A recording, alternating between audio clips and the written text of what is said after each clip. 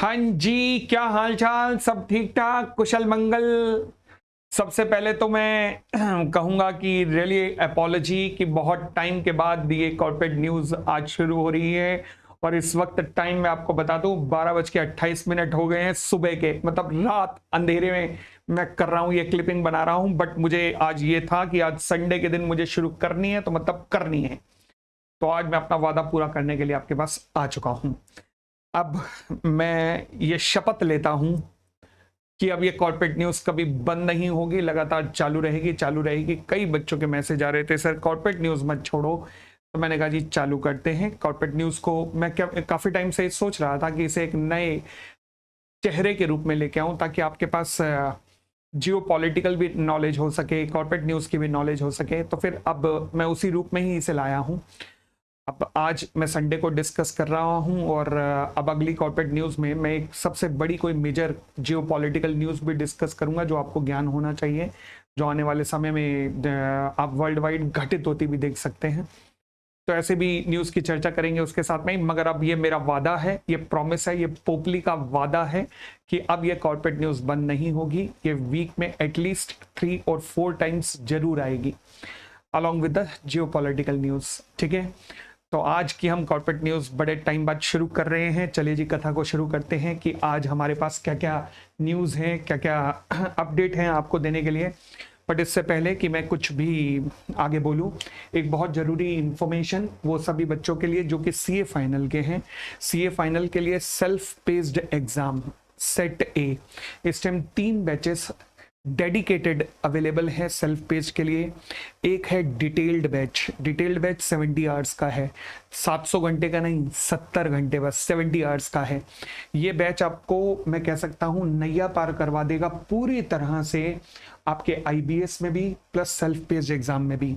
परंतु जिन बच्चों का भी 2025 में अटेम्प्ट है वो इसे जरूर ऑप्ट करें। 2025 या 2026 वाले भी ऑप्ट कर सकते हैं। फिर अभी जिनका एग्जाम है उन्होंने कभी लॉ नहीं पढ़ा हुआ, वो लोग ऑप्ट करेंगे, वो ऑप्ट कर सकते हैं ये 25 आवर्स का बैच। 25 आवर्स का बैच जिन्होंने कभी लॉ नहीं पढ़ा है और अभी अटेम्प्ट है बस। ठीक है, ये इस लाइक बना देगा कि सेल्फ पेस्ड एग्जाम क्लियर कर दे। आईबीएस के लिए नहीं है, आईबीएस के लिए डिटेल बैच है, मैं बता रहा हूं। और एक बैच में आईबीएस के लिए अभी एक और स्पेसिफिक डिजाइन फॉर आईबीएस ला रहा हूं नवंबर अटेम्प्ट वालों के लिए। ठीक है, तो उसकी ड्यूरेशन वगैरह में मैं बता दूंगा। फिलहाल वो बच्चे जो कि एक बार सेल्फ पेस दे चुके हैं बट क्लियर नहीं हो पा रहा है, तो फिर उनके लिए ओनली 900 में यही 25 आवर्स वाला बैच, यही वाला केवल उनके लिए है। ध्यान रखना, जो एक बार पढ़ चुके हैं ये उनके लिए है ये बैच। तो वो इस 25 आवर्स के अंदर 2 महीने की वैलिडिटी के साथ है, वो इसे ले सकते हैं। ठीक है जी। बट अगेन, जिन्हें कॉन्सेप्चुअल अंडरस्टैंडिंग फॉर आईबीएस चाहिए वो 70 घंटे कोई ज्यादा नहीं होते।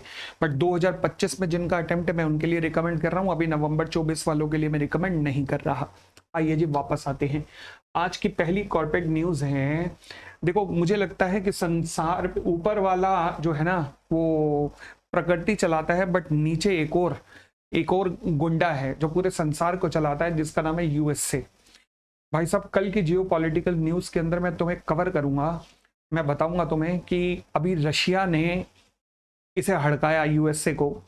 तो इसने क्या किया, पूरे यूरोप को दांव पे लगा दिया। कैसे, मैं कल की न्यूज के अंदर आपको बताऊंगा। ठीक है, फिलहाल वापस आइएगा। आज एफएटीएफ ने क्या किया है, adopt India's mutual evaluation report but flags delay in the terrorist financing और मनी लॉन्ड्रिंग। भाई साहब, इंडिया को फॉलो अप के अंदर डाल दिया गया है एफएटीएफ में। एक होता है फॉलो अप, फिर होता है ग्रे लिस्ट जिसमें पाकिस्तान था, बाहर निकल गया है, फिर एक होता है ब्लैक लिस्ट। ग्रे लिस्ट में जाते ही, फॉलो अप के बाद ग्रे लिस्ट में जाते हो, ग्रे लिस्ट में जाते ही आपके देश में फॉरेन इन्वेस्टमेंट आनी सूख जाती है, और ब्लैक लिस्ट में तो खत्म ही हो जाता है सब कुछ। तो ये एफएटीएफ वालों ने इंडिया को फॉलो अप में डाला है। इसके पॉजिटिव भी हो सकते हैं, नेगेटिव भी। पॉजिटिव इन द सेंस कि अब वो कहते हैं कि टेररिस्ट फंडिंग या फिर एंटी मनी लॉन्ड्रिंग के केसों का निपटारा यहाँ नहीं हो रहा है। आप सुनते ही रहते होंगे कि पॉलिटिकल पार्टीज वगैरह के ऊपर या बाकियों के ऊपर ईडी का एक्शन हो रहा है, जो वो कहते हैं ईडी का एक्शन कंक्लूड नहीं होता इंडिया में। और दूसरा, इंडिया में टेररिस्ट फाइनेंसिंग से रिलेटेड रिपोर्टिंग हमें नहीं मिल रही। मैं ये बिल्कुल नहीं मान सकता कि इंडिया में टेररिस्ट फाइनेंसिंग से रिलेटेड रिपोर्ट में डिले हो रहा होगा। इसके पीछे का रीजन क्या होगा? डेफिनेटली वो जो निज्जर हत्याकांड है ना, वो जो वहां पर कनाडा में, वो नालायक ट्रूडो और ये बेवकूफ बाइडेन, ये दोनों मिलकर इंडिया के पीछे पड़े हुए हैं, प्रेशर दबाने में लगे हुए हैं, इंडिया को प्रेशर डाल रहे हैं बस, और क्या, और कुछ नहीं है। प्रेशर किस बात का डाल रहे हैं कि जो हम कहो वो करो। भाई तुम हमारे जीजा जी तो लगते नहीं कि जो मेरे जीजा जी कहेंगे मैं वही करूंगा, ऐसा तो है नहीं, ठीक है ना। तो अब मोदी साहब ने बहुत ही बढ़िया स्टेप लिया है, उन्होंने कहा ऐसी तैसी कराओ तुम, और सीधा निकल रहे हैं रशिया की यात्रा पर। बेहतरीन स्टेप है, कान के नीचे लगा के मारा है इनको, और बहुत अच्छा स्टेप किया है। जो रशिया की यात्रा पर 2nd वीक ऑफ जुलाई में जाने जा रहे हैं। बताओ, हम तुम्हारा कहना मानकर हमने ईरान से संबंध तोड़े, हमने रशिया से, मतलब हर साल पुतिन और प्रधानमंत्री की एक मीटिंग होती है वो नहीं ऑर्गेनाइज की, तुम्हारा कहना है, तुम्हारे प्रेशर में आकर फिर तुम निज्जर के कारण हमारे को ही, हमारे हाथ को मरोड़ रहे हो। तो ऐसे यूएस प्लस कनाडा को सीधा करने का यही इलाज है कि चलो रशिया। अब आ रहे हैं प्रेशर के अंदर, अब कह रहे हैं कि क्यों जा रहा है इंडिया, क्यों जा रहा है? तुम हमारे खिलाफ एंटी टेररिस्ट फंडिंग की नॉन रिपोर्टिंग के इल्जाम लगाओ हमारे खिलाफ, और हम चुपचाप बैठ जाए। बिल्कुल सही स्टेप है, जाना ही चाहिए रशिया इन दोनों नालायकों के खिलाफ। चलिए जी, तो फिलहाल इंडिया को फॉलो अप में डाल दिया गया है। मैंने कहा इसके भी पॉजिटिव हो सकते हैं, शायद भारत में अब ईडी जो केसेस चला रही है वो जल्दी जल्दी कंक्लूड हो, या फिर जो भी एडिशनल रिपोर्टिंग है, शायद इंडिया को अगर कहीं कमी भी है तो शायद हम कमी पूरी कर दें, तो अच्छी बात होगी। मुझे लगता है ब्लेसिंग इन डिस्गाइज होगा ये। सेकेंड रिपोर्ट पर आते हैं। स्विगी स्विगी ने आईपीओ के लिए फाइल कर दिया है। स्विगी के आईपीओ से रिलेटेड खबर मैंने आपको पहले भी बताई थी। तो स्विगी ने आईपीओ के लिए फाइल किया है, वो तो ठीक है, ये खबर कोई जान पहचान वाली बहुत ज्यादा सुनने वाली नहीं है। मेन है कॉन्फिडेंशियल फाइलिंग फॉर आईपीओ हुई है। अब ये कॉन्फिडेंशियल फाइलिंग फॉर आईपीओ क्या है?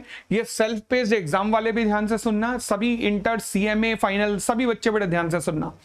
देखो जी, एक नया तरीका 2022 नवंबर से आज के डेट में आया है कॉन्फिडेंशियल फाइलिंग का। अभी तक का तरीका क्या था कि कोई भी कंपनी जो आईपीओ लाना चाहती थी वो क्या करती थी, अपना एक ड्राफ्ट रेड हेरिंग प्रोस्पेक्टस या ड्राफ्ट प्रोस्पेक्टस सेबी के पास जमा कराती थी। सेबी के पास ऑब्जर्वेशन देने के लिए उस पर 30 दिन का समय होता था। 30 दिन के अंदर ऑब्जर्वेशन देती थी सेबी, फिर कंपनी उन ऑब्जर्वेशन को इनकॉर्पोरेट करती थी और 12 महीने के अंदर अंदर इनकॉर्पोरेट करके एक ऑफर डॉक्यूमेंट जो है वो सेबी के पास प्लस आरओसी के पास जमा करा देती थी। ठीक है, बट इस चक्कर में एक बहुत नुकसान हो रहा था। वो क्या? रिजल्ट ये कहता था कि लगभग 150 कंपनियों ने draft red herring prospectus SEBI के लिए ऑब्जर्वेशन के लिए फाइल किया। उसमें से 60 कंपनियां कभी आईपीओ के लिए फाइनल डॉक्यूमेंट लेके ही नहीं आई 12 महीने के अंदर अंदर। क्यों? रीजन क्या था? ड्राफ्ट रेड हेरिंग प्रोस्पेक्टस में इतनी इंटेंसिव डिस्क्लोजर चाहिए होता है, इतना इंटेंसिव डिस्क्लोजर चाहिए होता है कि आपको आपके कंपटीटर को आपके बारे में वो इंफॉर्मेशन पता लग जाती है जो उसको नॉर्मली नहीं पता होती। तो ड्राफ्ट रेड हेरिंग प्रोस्पेक्टस में ये होता है, फॉर एग्जांपल आपके क्या क्या रिस्क एलिमेंट है, सब कुछ A to Z डिस्क्लोजर करना पड़ता है। कहां कहां वीकनेस है आपकी, A to Z सारा डिस्क्लोजर हो जाता है इसमें। तो ये एक प्रॉब्लम आ रही थी। तो सेबी ने नवंबर 2022 से एक रूट अलाउ किया, कॉन्फिडेंशियल रूट। अब कॉन्फिडेंशियल रूट के अंदर क्या होता है कि आप लोग क्या करते हो कि आप ड्राफ्ट रेड हेरिंग प्रोस्पेक्टस जो है सेबी के पास फाइल करते हो, परंतु उसे आम जनता को नहीं पता लगने देते। आम जनता को केवल यही पता लगता है कि आपने draft red herring prospectus file किया है, परंतु उसकी कॉपी आम जनता के लिए अवेलेबल नहीं होती। अच्छा, फिर जब सेबी आपको सजेशन देता है, उन सजेशन को इनकॉर्पोरेट करते हो। अब आपके पास समय होता है 12 नहीं 18 महीने। 18 महीने के अंदर अंदर उसे इनकॉर्पोरेट करके आप जो आपका जो अपडेटेड ऑफर डॉक्यूमेंट है, चाहे वो रेड हेरिंग प्रोस्पेक्टस है या प्रोस्पेक्टस है, उसे सेबी या आरओसी के पास फाइलिंग कर सकते हो। अब जब उसे सेबी और आरओसी को फाइलिंग कर रहे होगे, उस टाइम आप आम जनता को इन्फॉर्म करोगे, उस टाइम आम जनता को बताओगे कि लो जी ये हमारा ऑफर डॉक्यूमेंट है। अब एक बात, सभी के सभी सीए फाइनल के बच्चे, प्लीज सीए फाइनल के बच्चे बड़े ध्यान से सुनना, याद करो। एक हमने कॉन्सेप्ट किया आईसीडीआर के अंदर, आप एक कॉन्सेप्ट पढ़ते हैं कि जैसे ही draft red herring prospectus file होता है, 3 न्यूज़पेपर में ऐड चली जाती है, आईसीडीआर के अंदर समझाया जाता है।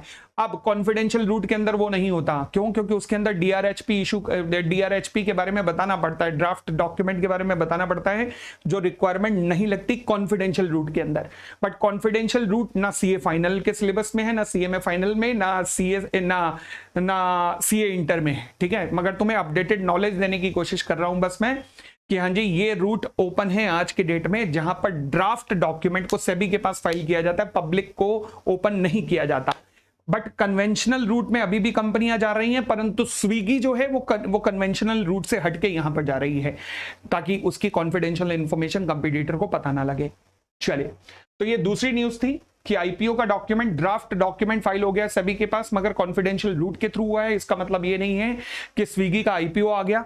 अब प्रोसीजर क्या होगा, 30 दिन के अंदर अंदर सेबी इस पे ऑब्जर्वेशन देगा। ऑब्जर्वेशन देने के 18 महीने के अंदर जब स्विगी सब कुछ इनकॉर्पोरेट कर लेगा सेबी की सजेशन, तो फिर वो ऑफर डॉक्यूमेंट निकाल सकता है, जो कि रेड हेरिंग प्रोस्पेक्टस या प्रोस्पेक्टस की फॉर्म में हो सकता है। प्रोस्पेक्टस कब होगा, जब फिक्स प्राइस का इशू आ रहा होगा, जो नहीं आएगा पक्की बात है, क्योंकि आजकल कन्वेंशन है प्राइस बैंड का इशू लाने में। प्राइस बैंड में एक फ्लोर प्राइस होता है, एक अपर प्राइस होता है, तो फिर जो डॉक्यूमेंट बनता है ऑफर डॉक्यूमेंट, उसे क्या कहते हैं, रेड हेरिंग प्रोस्पेक्टस कहते हैं। ठीक है जी। हाँ जी, अगली न्यूज है हमारे पास अल्ट्राटेक सीमेंट को लेकर। अल्ट्राटेक सीमेंट किसकी कंपनी है? इंडिया की नंबर 1 कंपनी है, सीमेंट मैन्युफैक्चरिंग है इंडिया की। और किसकी कंपनी? आदित्य बिरला ग्रुप की। अच्छा, आजकल इनको मिल रहा है एक्यूट कंपटीशन, बड़ा जबरदस्त कंपटीशन। किससे मिल रहा है? अदानी ग्रुप से, क्योंकि अदानी ने रिसेंटली अंबुजा सीमेंट को टेक ओवर किया। अब दोनों के बीच में स्ट्रॉन्ग कंपटीशन है। हालांकि अल्ट्राटेक सीमेंट अभी भी काफी आगे है, बट क्योंकि अदानी इंफ्रास्ट्रक्चर में है, अदानी पोर्ट्स में है, तो फिर होगा क्या कि वहां पर जितनी भी उनके इंफ्रास्ट्रक्चर वगैरह की सीमेंट की डिमांड है, वो सब अंबुजा सीमेंट टेक ओवर कर सकती है। तो इसका मतलब ग्रोथ की संभावना अंबुजा सीमेंट की गोइंग फॉरवर्ड काफी अच्छी है। अब यहां पर खेल शुरू होता है टेक ओवर करने का, कि छोटे छोटे प्लेयर्स को टेक ओवर करके अपनी मार्केट को बढ़ाने की कोशिश की जाए।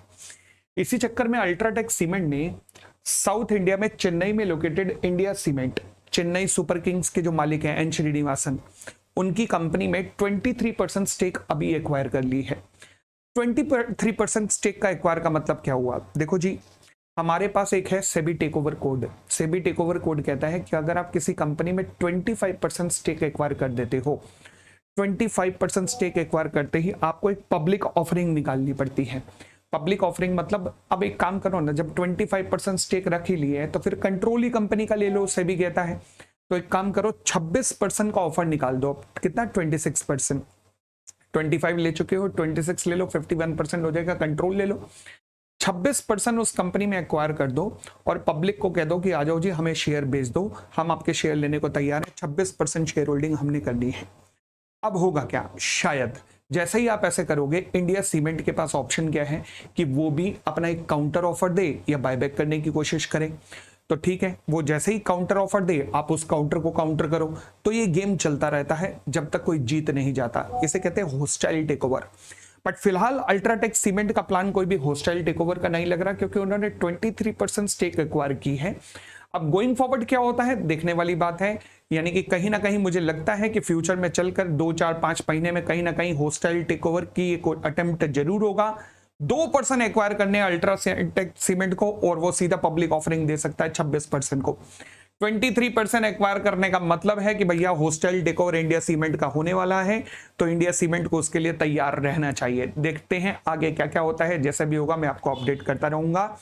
तो चलिए जी, ये थी हमारी आज की कॉर्पोरेट न्यूज, एंड उम्मीद करता हूं कि आपको पसंद आई होगी।